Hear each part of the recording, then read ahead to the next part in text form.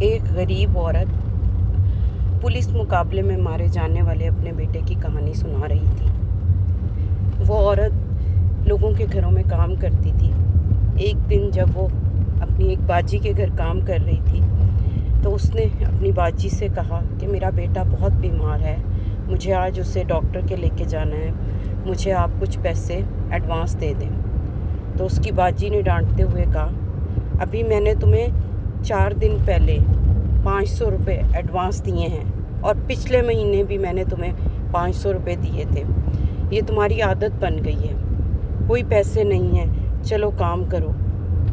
اتنے میں اس عورت کا، جس کے گھر وہ غریب عورت کام کر رہی تھی، اس کا بیٹا اسکول سے آیا اور اس نے ایک جگہ بیگ پھینکا، شوز اور ساکس اتار کر فرش پر ایسے پھینکے کہ کام کرنے والی کے منہ پر لگتے لگتے بچے۔ اور اس کے بعد اس نے اپنی ماں سے کہا، مجھے جلدی سے پیسے دے دیں ماما، باہر آئس کریم والا آیا ہے۔ ماں نے کہا، کل بھی آپ نے ضد کی تھی آئس کریم کی، یہ تو آپ روزانہ ہی آتے ہی آئس کریم کے لیے کہنے لگ جاتے ہو۔ تو بیٹے نے کہا، جلدی دے دیں ماما، وہ آئس کریم والا چلا جائے گا۔ اس کے بعد اس کی ماں نے اپنے پرس سے 1000 روپے نکالتے ہوئے اپنے بیٹے کو دیے اور کہا، جلدی سے بیٹے آئس کریم لے آؤ، اس کے بعد آپ کھانا کھا لینا۔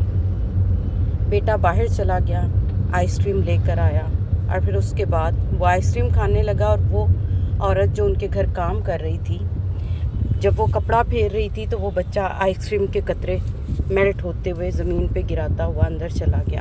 اس نے وہ قطرے صاف کیے اور اسی طرح اس کی آنکھوں سے بھی آنسو گر رہے تھے۔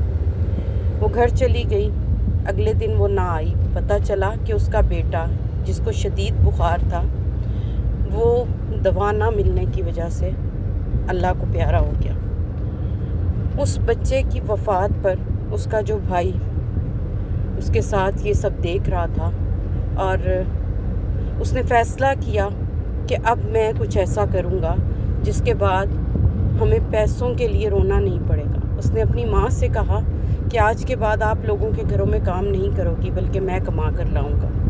اور اس بچے نے راہزنی میں ڈکیتی، چوری، جہاں اس کو مال ملتا لوٹنے کے لیے، اس نے کام شروع کر دیا۔ اور اسی طرح ایک دن وہ بچہ پولیس مقابلے میں مارا گیا۔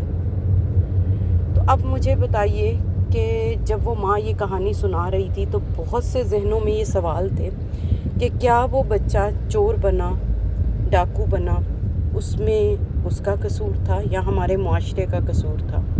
اسی سوالیہ نشان کے ساتھ میں آپ سے اجازت لیتی ہوں۔ اپنا خیال رکھیے گا۔ اللہ